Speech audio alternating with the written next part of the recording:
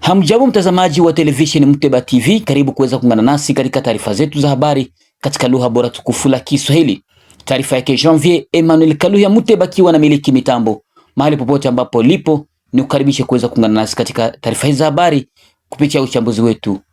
Karibu. Leo ikiwa ni tariki 8 kabisa ya mwezi wa 10 mwaka 2025, ikiwa ni mara yako ya kwanza kabisa kujiunga na channel yetu, usikose kabisa kujiabonea kwenye channel yetu, kulike pia kushare kwa wengine, ili tunapotoa taarifa zetu za habari wao wa kwanza kabisa kupata uhondo wa taarifa zetu za habari katika siku ya leo. Bila kuponda muda kabisa, tuanze na habari zetu ambazo tutakazozungumzia kwa siku ya leo, ikiwa uchambuzi wetu wa habari utakwenda kugubika hali ya usalama mdogo ama insecurity ambayo inaendelea kupamba moto kabisa katika jiji la Uvira, Baraka na huko Mwenga. Utajua kwamba mengi kabisa ambayo inaanza kabisa kuonekana, huku raia wakianza kuomba serikali kuingilia kati ili kuweza kutokomeza hali hiyo ambayo inayoonekana. Tutaanza na hapa Uvira ambapo tutakuzungumzia kuhusu milio ya risasi ambayo kila leo inalia. Tutakuzungumzia kuhusu milio ya risasi ambayo ililia siku ya posho ya tariki 4 kuamkia siku ya Mungu. Tutakwenda kujua kile ambacho kilichotokea. Tutakujuza kuhusu mzalendo ambaye amepoteza maisha ya Uvira baada tu ya kutandikwa risasi na mtu asiyejulikana. Na pia hapo Fizi tutakujuza kuwa baada tu ya wiki moja watu watatu tayari wapoteza maisha, na habari tunazo kwa leo zithibitisha kuwa jana mkuu wa ofisi ya kazi kwenye munisipaa ya meya ya Baraka naye pia ametekwa na kupelekwa nafasi isiyojulikana.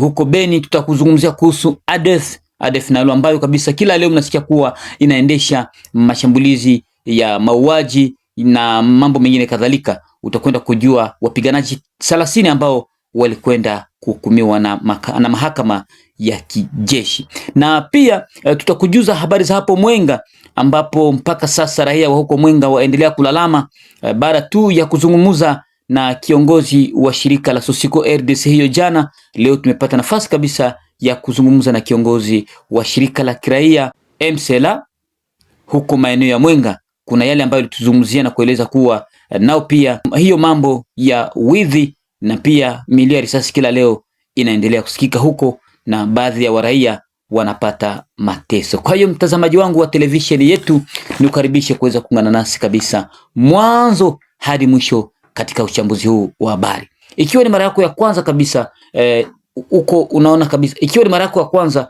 kuna namba yetu ambayo iko hapo chini kabisa, unaweza kutuandikia moja kwa moja, tutakwenda kujibu. Ikiwa unakuwa na maoni, pendekezo, usisite kabisa kuweza kutuandikia. Bila kuponda muda katika uchambuzi wetu wa habari, tunakuambia leo tutazungumza kuhusu insecurity ambayo inapatikana ndani ya jiji la Uvira, jiji la Baraka na huko maeneo ya Mwenga. Tuanze na hapa Uvira ambapo wakati wa hutuba yake gavana wa jimbo la Sud Kivu pale kwenye kanisa la Cathedral Saint Paul pale maeneo ya Kimanga alizungumza kuhusu milio ya risasi ambayo iliweza kulia, na tayari wale watu ambao walioendesha vurugu hiyo waliweza kukamatwa na kuwekwa nguvuni, na sasa wanasubiri kuitikiwa mahakamani wakiwa ni watu wawili ambao walikuwa wakivalia silaha. Kwa hiyo milio ya risasi ilianza kulia majira ya saa 2 na watu walikwenda kujiuliza nini hasa ambayo imetokea, lakini habari tunazo zilieleza kuwa serikali iliweza kuingilia kati na kuweza kuwashika wale ambao waliokuwa kisumbua raia kutaka kuwanyang'anya simu zao pale maeneo ya Kimanga. Isitoshe usiku wa siku ya Mungu kuamkia siku ya kwanza hapa mjini Uvira maeneo ya Mlongo Avenue Fizi, kuna jambazi aliyekuwa kimiliki silaha na kivalia nguo za kijeshi ambaye aliendesha wizi kwenye klabu moja hapa mjini Uvira maeneo tu ya Avenue Fizi, na baada ya hapo wazalendo walijaribu kumfuatilia ili wajue ni akina nani. Hapo walianza kufyatua risasi, na baada tu ya kufyatua risasi alijipenyeza mnamo Avenue Shabunda wakati wazalendo walitaka kumzingira. Hapo alifyatulia risasi na hapo mzalendo mmoja akapoteza maisha hapo, na baada ya hapo kiongozi mwingine wa wazalendo yuko mahutiuti ambaye alipelekwa kwenye hospitali kuu ya Uvira bila mafanikio na moja kwa moja kuweza kusafirishwa hapo Burundi. Habari ambazo tunazo zaeleza kuwa hali yake kwa sasa inaendelea kuwa afadhali. Mpaka sasa wazalendo wameweza kujipanga katika jiji la Uvira ili kutokomeza hali hiyo ya usalama mdogo ambao unaendelea kuripotiwa kila leo. Tulikujuza kuwa katika milio ya risasi ambayo kila leo inapigwa Uvira, ni lazima watu wapoteze maisha. Ukipiga hesabu kwa wiki hizi mbili, ni zaidi ya watu 7 ambao wapigwa risasi bila hatia yoyote, wamoja wakivamiwa nyumbani kwao, wengine risasi zikiwapiga barabarani, na wengine huwa wakiviziwa kwa risasi kama habari zetu zilivyoeleza. Tulipojaribu kuzungumza na kiongozi wa wazalendo, alisema kuwa wangali wanafuatilia, licha kuwa watakuwa na habari kamili, watapata nafasi ya kuita vyombo vya habari mjini Uvira ili waweze kuzungumza. Lakini kutokana tu na gavana wa jimbo la Sud Kivu katika hotuba yake aliyoifanya, alisema kuwa ni vema wafanye muungano wa watu ambao watakuwa wanalinda doria. Muungano huu ambao utaungana na mapolisi, wazalendo pamoja na maskari, ambao itakuwa na control nafasi yote ili kuhakikisha amani hii ambayo ipo iweze kuendelea. Wakitaja kuwa Uvira hakuna vita, si vizuri kila leo watu wanapoteza maisha na wengine kunyanganywa simu zao. Aliweza kueleza hivyo mkuu wa mkoa wa jimbo la Sud Kivu, Jean-Jacques Purusi. Moja kwa moja tujielekeze huko maeneo ya Mwenga. Katika tarafa la Mwenga, vijana wa mashirika za kiraia waendelea nao pia kulalama baada ya taarifa zetu za habari za hiyo jana kuonesha kuwa mkuu pia naye wa kijiji ya hapo Mwenga naye pia alikwenda kukatwa shingo wakati alikuwa shambani mwake, na walioendesha kitendo hicho mpaka sasa bado kujulikana. Tukio la mwisho ni hila usiku wa kuamkia hii leo majira ya saa 2, ambapo mwendesha pikipiki ponea kufa baada tu ya kupigwa kichapo na watu wenye kumiliki silaha. Kiongozi wa shirika la kiraia MCLA huko maeneo ya Mwenga, Bwana Mazambi Mathieu, alipata nafasi ya kuzungumzia kuhusu tukio ambalo lililojitokeza hiyo jana usiku huko maeneo ya Mwenga. Tunakuomba uweze kumsikiliza. Ilikuwa majira ya saa 1 yapita dakika 13 ya usiku ya hii tariki 7 kuamkia tariki 8 mwezi wa 10 mwaka wa 2025 Pakitutu. Mtembeza pikipiki mmoja alishambuliwa na wanajeshi wazalendo wakitaka kumnyang'anya pikipiki yake. Alipokataa, wazalendo wale walimpiga nguvu zaidi hadi kutaka kumuua. Kwa hivi mtembeza pikipiki yule amepatikana kwenye matibabu kwenye senta ya mauguzi hapo Pakitutu. Sisi kama vile shirika la utetezi ya haki ya binadamu Mouvement Citoyen Machozi ya Raia ya territoire ya Mwenga, tunaomba wakuu viongozi wa majeshi wa wazalendo kuingilia swala hiyo kati na kuitafutia suluhisho kamili, sababu sio mara ya kwanza wazalendo kutatiza wananchi. Ijapokuwa tulizani ni wao wamekuja kututetea, lakini tofauti na hayo ni wao ndio wamekuja sasa kutushambulia na kutesa na kuua wa raia wenzao.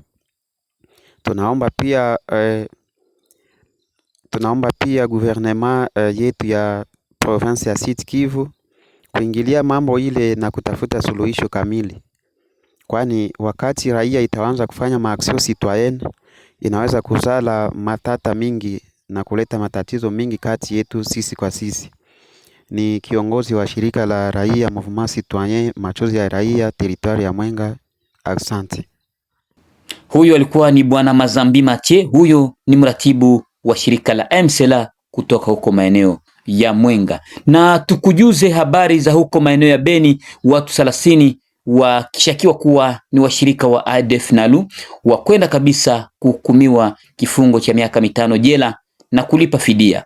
Hawa walitajwa baada ya kukamatwa wakiwa wanashirikiana na vikosi vya ugaidi wa ADF NALU, ambapo walitaja kuwa kulikuwa watu zaidi ya 40 waliokamatwa. Watu 5 waliweza kufia jela na wengine 5 kuachiliwa. 30 ndio walikwenda kuhukumiwa. Mbunge wa pale mchaguliwa wa pale Beni akwenda kushangazwa na kitendo hicho ambacho kilichotokea na mahakama makuu ya kijeshi ya hapo Beni, ambapo waasi wa ADF NALU ambao wananyanyasa raia, wanaua raia, wanachoma mali zao, wanachoma gari na vingine kadhalika, waweze kuhukumiwa miaka 5 jela. Ni jambo la huzuni. Ni lazima sheria ifanye kazi zake na kuhitaji kiongozi wao ambaye nyanyasa raia akamatwe na aweze kuhukumiwa. Mtu ambaye amefanya vitendo hivyo nikimnukuu, mtu ambaye amefanya kitendo hicho hatakiwi kuhukumiwa miaka 5, anatakiwa kupewa adhabu kubwa ili wengine wapate kuangalia hapo. Kwa hiyo sheria, kile ambacho walichokitekeleza, mimi kabisa sijakifurahi. Mwisho wa kumnukulu. Katika mji wa Baraka huko maeneo ya Katanga, habari zaeleza kuwa mama mmoja na mtoto wake waliweza kufyatuliwa risasi na watu wasiojulikana ambao waliwakuta nyumbani kwao, na hapo aliweza kufariki. Ilikuwa ni hiyo juzi usiku wa kuamkia hiyo jana, na hapa ambapo habari tunazo kwa sasa kupitia wadadisi ama viongozi wa mashirika za kiraia waliotupea habari pale maeneo ya Fizi, walieleza kuwa watu hao wawili waliweza kupigwa risasi na watu wasiojulikana, mkiwemo mama mmoja na mtoto wake, na hapo waliweza kuelekea nafasi isiyojulikana. Shirika hizo za kiraia zaendelea kupiga mayowe na kuomba serikali kuingilia kati ili kukomesha hali hiyo. Tukio lingine ni hili la baba mmoja ambaye alipigwa risasi hapo maeneo ya Baraka. Habari nyingine ya kushangaza kwa sasa ni habari ya usiku wa kuamkia hii leo, siku ya pili mjini Uvira, ikiwa ni siku ya tatu hapa mjini Uvira, ambapo mkuu wa kazi kwenye minispa ya Baraka pale maeneo ya Baraka tarafani Fizi, naye pia atekwa katika mazingira ya kutatanisha na watu wasiojulikana. Hivyo ndivyo habari zaweza kudhibitisha kutoka kwake mkuu wa jiji la pale Baraka, akiwa ni mkuu wa jiji kwa muda, ambaye alithibitisha kuwa watu wenye silaha walimvamia nyumbani kwake na kuweza kumpeleka mkuu huyo nafasi isiyojulikana. Kwa hiyo mashirika za kiraia waomba kuachiliwa huru kwa kiongozi huyo bila kabisa gharama yoyote, kwa sababu mpaka sasa wanaendelea kufuatilia ili wajue kile ambacho kinachoendelea. Raia wa pale Baraka waendelea kushangazwa na vitendo hivyo vya mauaji ambayo inaendelea kurejea kila leo, ambapo watu wanapigwa risasi kiolela na wengine wanavamiwa na wengine wanapelekwa pasina hatia. Asante sana mtazamaji wa televisheni yetu ambaye ulikuwa nasi mwanzo hadi mwisho. Mimi ni Janvier Emmanuel Kaluya, mchambuzi wako wa kila leo, ambaye tuligubika na uchambuzi wetu wa habari kabisa kuhusu hali ya usalama kati ya Uvira, Fizi na huko maeneo ya Mwenga. Nikutakie usikilivu mwema wa vipindi vyetu. Alamsiki.